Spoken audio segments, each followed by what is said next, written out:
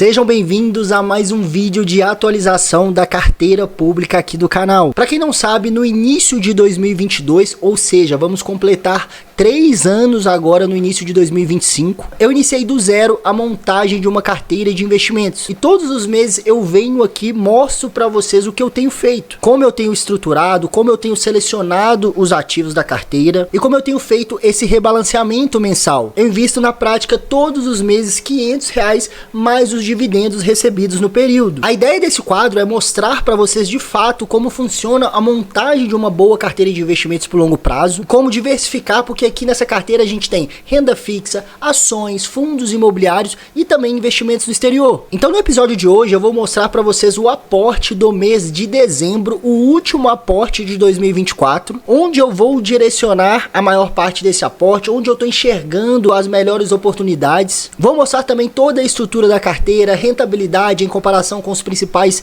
índices de referência. Vou mostrar também os dividendos, quanto a gente vai receber esse mês em comparação com os últimos meses, como está a nossa macroalocação. O que é a macroalocação? É a porcentagem que a gente tem em cada classe de ativos, renda fixa, ações, fundos imobiliários e investimentos no exterior. E vou falar um pouquinho desse momento, esse momento da nossa bolsa, fundos imobiliários e ações caindo, investimentos no exterior subindo, grandes oportunidades tanto na renda fixa quanto na renda variável. Então fique até o final porque esse vídeo é extremamente importante. Então com o aporte de hoje, como vocês já puderam ver aí no título do vídeo, na capa do vídeo, a gente vai passar dos R$20 mil investidos. E eu vou deixar aqui embaixo também o link da playlist com todos os episódios dessa carteira, da montagem dessa carteira desde o zero. Caso você queira voltar aos episódios anteriores e ir assistindo, ver toda essa estruturação, eu tenho certeza que vai te ajudar demais. Fala aí meu povo, e aí, como é que vocês estão? Tudo bem com vocês? Sejam bem-vindos a mais um vídeo aqui no canal. Antes da gente passar para nossa carteira pública, eu mostrar toda essa estruturação para vocês,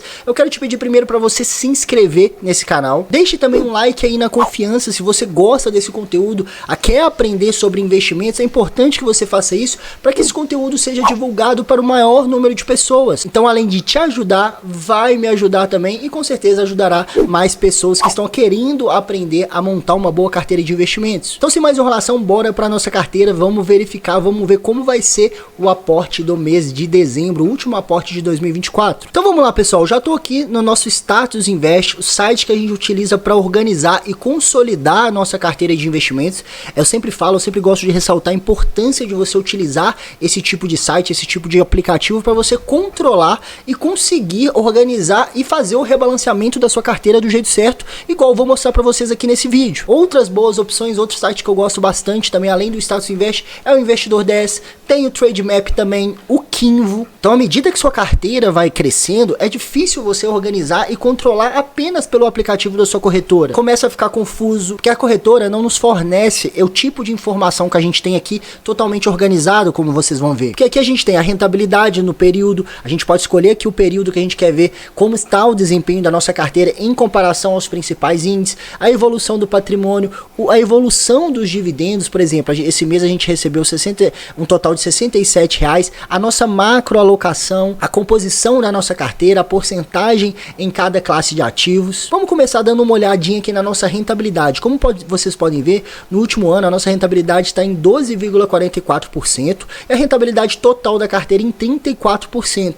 Aqui a gente já consegue ver uma característica importante. Vamos dar uma olhada aqui para a gente ter uma visão mais macro, uma visão mais ampla. Vamos dar uma olhada aqui no último ano. Vocês percebem que no final do ano passado a nossa carteira estava junta ali com o Ibovespa. E ao longo desse ano você percebe que o Ibovespa começou a ter uma queda mais forte e a nossa carteira continuou com menos oscilação e continuou subindo. Isso por quê, pessoal? Principalmente, isso acontece porque a nossa carteira está muito bem diversificada. Boa parte dela está em que? Investimentos no exterior que estão subindo. A Bolsa Americana esse ano decolou. Então os nossos ativos atrelados, que são os ETFs, o VO e o VNQ, eles se valorizaram bastante esse ano. Além disso, a parte de renda fixa também deu uma segurada na rentabilidade. Em contrapartida, os ativos listados na nossa bolsa, como as ações e os fundos imobiliários, realmente tiveram uma queda forte esse ano. Então deu esse balanceamento. Então esse balanceamento, essa diversificação, fez com que a nossa carteira se mantivesse bem positiva ao longo do ano, mesmo com os ativos de renda variável aqui no Brasil, em sua maioria em queda. E fazendo uma comparação aqui nos últimos 2 anos, a rentabilidade da carteira com os principais principais índices de mercado,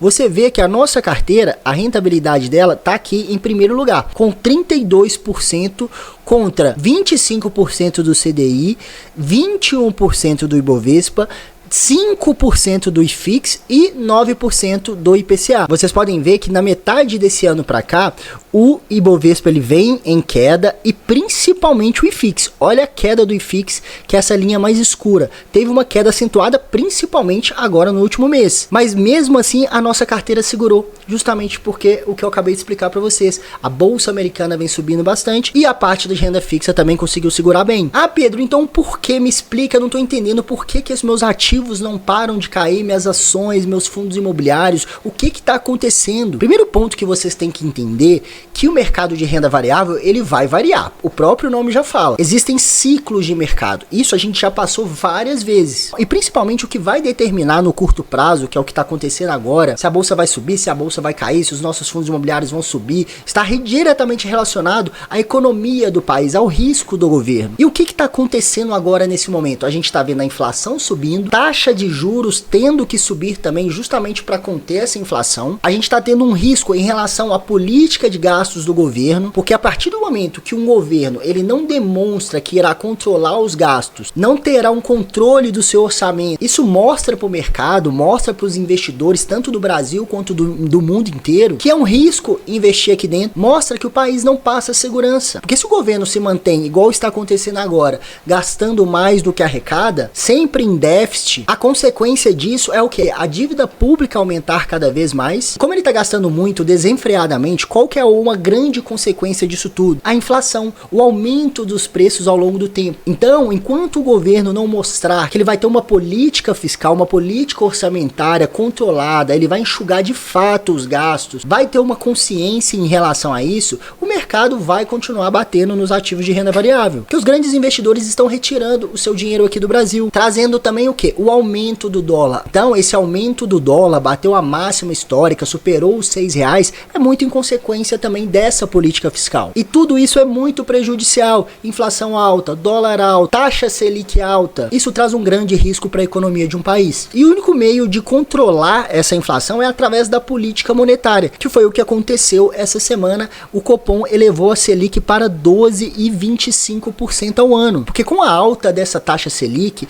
a atividade econômica tende a dar uma freada, desacelera a economia do país e, consequentemente, desacelera também o aumento da inflação. Então, o Copom, nessa última quarta-feira, elevou a Selic em 1 ponto percentual. Foi o maior aumento desde fevereiro de 2022. Muito porque a inflação está fora da meta. Atualmente, a inflação está quase... A inflação dos últimos 12 meses está em quase 5% e a meta é de 3%. E no comunicado, o Copom ainda prevê novos aumentos de 1 ponto percentual nas próximas 2 reuniões. Ou seja, a gente vai chegar ali em quase uma Selic em quase 15%, em 14,25%, o que é uma taxa muito alta que não acontece há muito tempo. Então a magnitude do aperto monetário, ou seja, o ciclo de alta de juros, ela será ditada pelo firme compromisso de convergência da inflação à meta. Então vai depender como a inflação vai reagir nos próximos meses, se ela vai convergir um pouquinho para a meta, que aí sim a gente consegue dar uma freada nesse ciclo de alta de juros, mantém por um tempo estabilizada para depois reduzir. Então, Pedro, o que eu faço diante desse cenário? Você primeiro precisa ter uma estratégia. Você precisa entender que esses ciclos sempre acontecem e vão voltar a acontecer ao longo da sua jornada de investimentos. Então, apesar dos ativos aqui no Brasil estarem em queda, fundos imobiliários e ações, a gente vai seguir aportando nessa classe de ativo justamente porque os ativos que eu tenho na carteira, tanto na minha carteira pessoal quanto aqui na carteira pública, são bons ativos e continuam com bons fundamentos. O preço desses ativos não estão caindo porque eles estão perdendo fundamentos, e sim em função do que está acontecendo na nossa economia. E isso é o melhor cenário para o investidor de longo prazo, que a gente vai aproveitar que com um valor menor a gente vai conseguir comprar mais cotas, vai conseguir comprar mais ações, e quando esse ciclo se inverter, e vai se inverter, a gente só não sabe quando, vai acontecer exatamente o contrário. A taxa Selic vai se estabilizar, começar a cair e a bolsa vai subir. E a gente vai ter aproveitado para comprar bons ativos, ações de qualidade, bons fundos de qualidades a preço muito mais baixos, que é exatamente o que a gente vai fazer aqui agora. E antes da gente passar para a prática, para mostrar aqui para vocês a carteira, se você de fato quiser aprender, entender como funciona a nossa metodologia metodologia de escolha de ativos, como de fato a estruturar uma boa carteira de investimentos. Eu vou deixar aqui o link da mentoria Clube Invest para você conhecer. Vai lá, conhece a mentoria para você entender como funciona. Nós temos 3 planos. Tenho certeza que um dos 3 vai fazer sentido para você. Todo esse trabalho de direcionamento feito por mim, minha equipe, toda a estrutura com mais de 150 aulas, materiais didáticos, carteiras modelo, para que você possa de fato montar a melhor carteira de investimentos para você. Pronto, a gente já olhou aqui sobre a nossa rentabilidade, a gente viu que a nossa carteira está indo muito bem, mesmo em um período de baixa. Agora vamos dar uma olhada nos proventos, como tá a evolução dos proventos. Quem assistiu o episódio anterior, foi o tema principal do vídeo, né? Eu falei sobre o recorde de dividendos que a gente recebeu na carteira, que foi R$ 94. Esse mês reduziu um pouquinho, foi para 67. Mês passado a gente teve algumas boas ações pagando dividendos. Como vocês sabem, ações não pagam dividendos todos os meses, diferentemente dos fundos imobiliários. E eu sempre recebo uma dúvida, né, uma dúvida até bem pertinente, falando sobre o valor que a gente recebe na nossa carteira ser baixo em relação ao quê? Em relação ao patrimônio que a gente tem investido. Se a gente for pensar, né, R$ 67 em relação a R$ 20.000 investidos é um valor baixo. Acontece que a carteira, o foco da carteira não é renda passiva mensal. Porque se fosse renda passiva mensal principalmente, a gente teria aqui uma quantidade muito maior de fundos imobiliários, um valor investido muito maior em fundos imobiliários. Só que a ideia, o que a gente quer aqui é multiplicar o nosso patrimônio. E graças a isso, a essa diversificação em ativos que não pagam dividendos, como por exemplo, renda fixa e investimentos no exterior, ETFs até pagam, mas eles não pagam na proporção que a gente tem aqui. Lá nos Estados Unidos eles pagam muito menos. Eles não têm essa cultura de grandes pagamentos. Graças a essa diversificação, o fato da nossa carteira não estar focada em dividendos é que a gente está com essa rentabilidade. A gente está com uma rentabilidade acima de todos os indicadores justamente por isso. Porque se a gente estivesse focando em fundos imobiliários, hoje a gente estava com uma rentabilidade provavelmente negativa. E o que a gente quer no final das contas é multiplicar o nosso patrimônio. Então cada um de vocês tem que buscar entender o que vocês querem. Se você já quer focar mais em dividendos agora, ou quer deixar para focar mais em dividendos daqui uns 10, 20, 30 anos, que é o objetivo dessa carteira. No início agora a gente quer segurança, diversificação e multiplicação de patrimônio. Mas falando aqui dos rendimentos, a gente vê que ele vem evoluindo. Mês a mês vem crescendo. A gente já está tendo uma evolução mais acentuada. E à medida que a gente vai investindo todos os meses, reinvestindo os dividendos, essa escadinha, né, essa evolução vai acontecer de uma maneira muito mais rápida. Aqui a gente vê que no momento a gente está com um patrimônio total investido de 19.781. Dando uma olhadinha aqui na composição, atualmente a nossa macroalocação, a gente está com 27% em ações, 28% em FIIs, tesouro 16%, praticamente 17% e exterior 27%. Qual é o nosso objetivo para cada classe? Ações 30%, FIIs 30%, tesouro 15%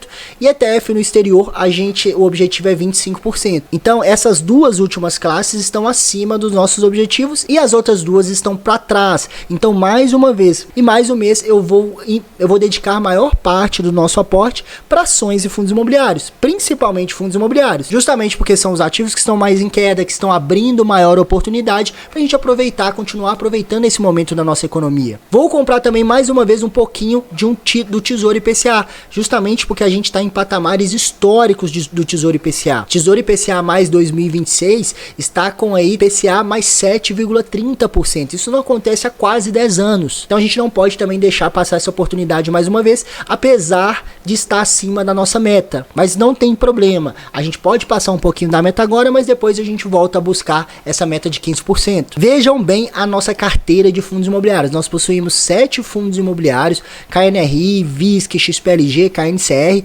RSR11, HGRU e HGCR. Fundos imobiliários de tijolo e papel, fundos bem consolidados, bem conceituados, porém estão todos em queda. Até o KNCR11, que recentemente era o único positivo, agora ele está em queda também. Então, desses R$580 que a gente tem para investir hoje, eu vou dedicar ali a maior parte desse valor novamente para fundos imobiliários, para aproveitar esse momento. Vou comprar ali cotas do HGCR, do RSR11, que é o fundo imobiliário com a nossa maior queda na nossa carteira. Vou comprar também XPLG e do VISC. Eu estou tentando ao longo desses meses que eu estou forçando mais o aporte em fundos imobiliários, comprar cotas de todos os fundos que a gente tem, justamente para aproveitar essa queda de todos os fundos, mas futuramente eu vou voltar a priorizar o que? O equilíbrio da carteira, buscar ter valores próximos, porcentagens investidas próximas em todos os fundos. Já em ações, a gente tem 9 ativos, né? Temos aqui ações nos principais setores perenes: bancário, setor de saneamento, seguro e setor elétrico. elétrico, né? Então a gente vê, diferentemente dos fundos imobiliários, a gente tem aqui algumas ações que estão bem positivas, como é o caso de Porto Seguro,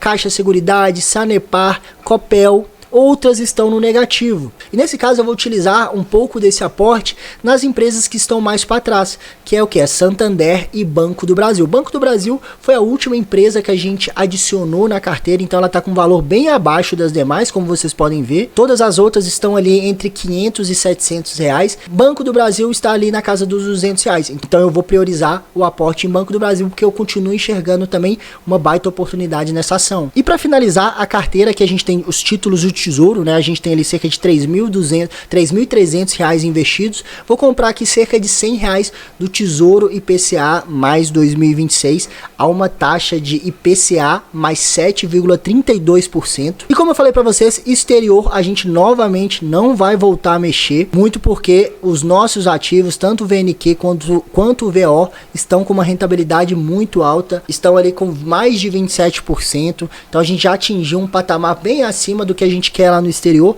então eu não acho que não é o momento da gente voltar a investir no exterior ainda. Então esses aqui foi o resumo do nosso aporte. Tesouro IPCA mais 2029, cerca de 100 reais, quase 96 reais. Uma cota do RSR11, fundo de papel. Outra cota também, uma cota do HGCR, também fundo de papel, uma do VISC11, fundo de imobiliário de shopping center, uma cota do XPLG, fundo de galpões logísticos, duas ações do Santander e 3 ações do Banco do Brasil, e sobrou ali cerca de 10 reais e eu comprei uma ação de Itaúsa, só para não deixar nenhum valor em conta. E assim ficou a nossa carteira após o aporte do mês de dezembro. Passamos dos 20 mil reais investidos em ações, pulamos para 27%, fundos imobiliários pulamos para 29%, ficamos bem próximo da nossa meta, que é 30%. Tesouro, nos mantivemos ali próximo aos 17%, e exterior, né, tava ali em 27%, reduziu um pouquinho para 26%, obviamente porque a gente não investiu, acabou reduzindo a porcentagem lá no exterior e aproximando da nossa meta também. Então é isso, pessoal, espero que vocês tenham gostado de mais um vídeo de atualização da nossa carteira pública. Não esqueça de se inscrever, deixar o like e até o próximo vídeo de atualização da carteira pública, que vem obviamente em janeiro de 2025. Muito obrigado por ter assistido até aqui e até o próximo vídeo. Valeu!